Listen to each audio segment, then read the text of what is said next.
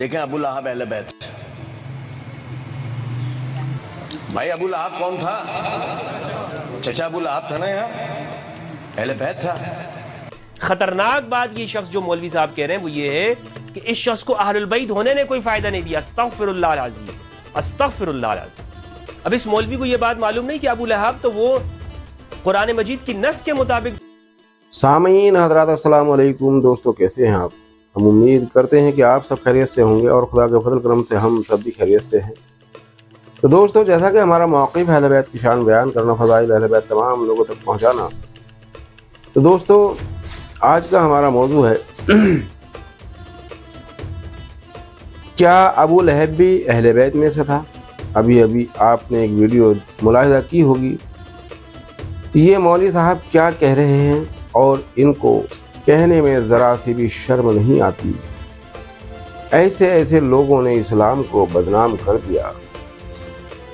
ان کا کہنا ہے کہ ابو لہب بھی اہل بیت میں سے تھا، یعنی یہ طنز کس رہے ہیں مولائیوں پر، اہل بیت کے چاہنے والوں پر، اہل بیت سے محبت رکھنے والوں پر، کہ دیکھو ابو لہب بھی تو اہل بیت میں سے تھا، اس کو تو کوئی نفع نہیں پہنچایا اہل بیت نے، اور وہ تو اس کے لیے تو قرآن نے بھی جو ہے مذمت کی ہے اور نہ جانے کیا کیا. دیکھیے دوستو، جو حضور پاک صلی اللہ علیہ وآلہ وسلم کا جانی دشمن تھا، اس کے لیے اللہ تبارک و تعالیٰ بھی قرآن میں مذمت کر چکا ہے، اور اس کے شان میں جو آیت نازل ہوئی ہے تبت یدا ابی لہب وتب ما اغنی عنہ مالہ ما کسب سیصلی نارا ذات لہب وامرأتہ حمالۃ الحطب فی جیدہا حبل من مسد، یہ ابو لہب کی ہی بد دعا کے لیے یہ آیت نازل ہوئی ہے. اور ہر مسلمان نماز میں پڑھتا ہے اور وہ یہی سوچ کر پڑھتا ہے، جن کو پتہ ہے کہ یہ ابو لہب کو گالی ہے، ابو لہب کے لیے بد دعا ہے.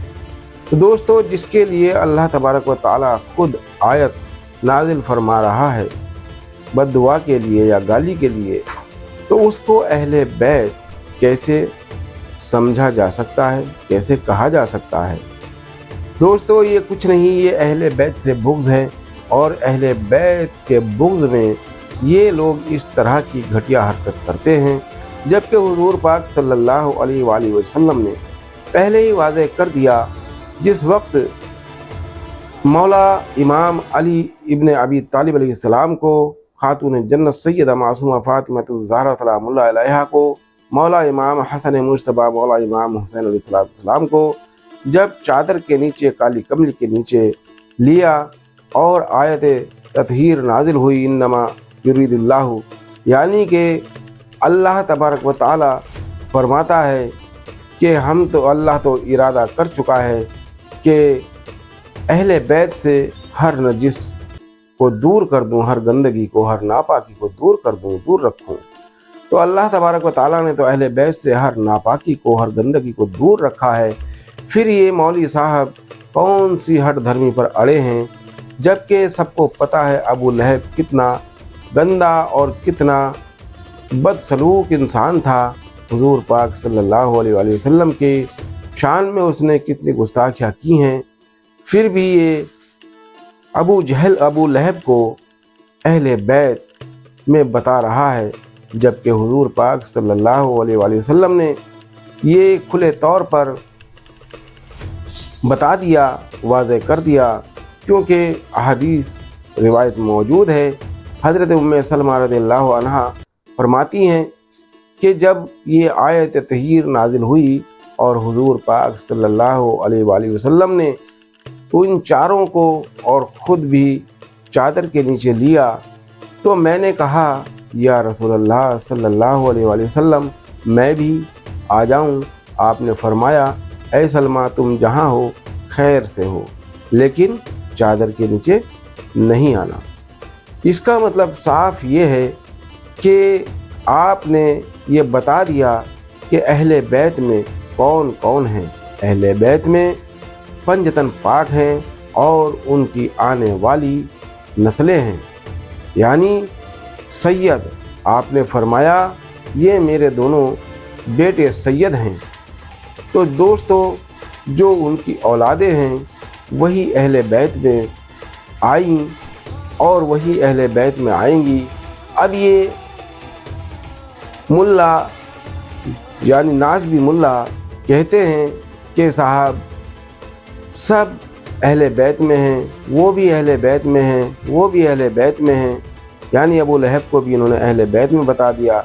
चलिए अज़वाज मुताहरा यानी जबकि खुले अल्फाज में हुज़ूर पाक सल्लल्लाहु अलैहि वसल्लम ने वाज़ेह कर दिया कि बीवियाँ अहले बैत में नहीं हैं। अगर अहले बैत में होती तो हज़रत उम्मे सलमा रज़ियल्लाहु अन्हा जब कह रही हैं कि या रसूलल्लाह सल्लल्लाहु अलैहि वसल्लम मैं भी आ जाऊं तो आपने मना क्यों कर दिया, इसकी कोई तो वजह होगी। दोस्तों अहले बैत में सिर्फ आले रसूल, औलाद फ़ातिमा, औलाद अली ही आते हैं। बाकी जिन जिन को ये कहें इनके कहने से कोई अहले बैत में नहीं हो जाता है। और दोस्तों ये अहले बैत से इतना बुग़्ज़ रखते हैं कि ये अहले बैत के मुकाबले में सहाबाओं को ले आएंगे और अबू लहब जैसों को भी ले आएंगे। इन बेशर्मों को शर्म नहीं आती कि ये कह क्या रहे हैं, क्योंकि अहले बैत तो पाक तय्यब व ताहिर हैं और अबू लहब बहुत ही घटिया किस्म का इंसान है जिसने हुजूर पाक सल्लल्लाहु अलैहि वसल्लम से दुश्मनी रखने में और उनको सताने में कोई किसी तरह की कसर नहीं रखी। अब रहा सवाल रिश्तेदारी का। अब ये कहते हैं कि देखो अहले बैत में से था और अहले बैत कोई नफ़ा ना पहुंचा सकी, उसके लिए तो बद्दुआ हुई है। अल्लाह तबारक व तआला ने भी बद्दुआ की है, यानी गाली दी है या जो भी किया है।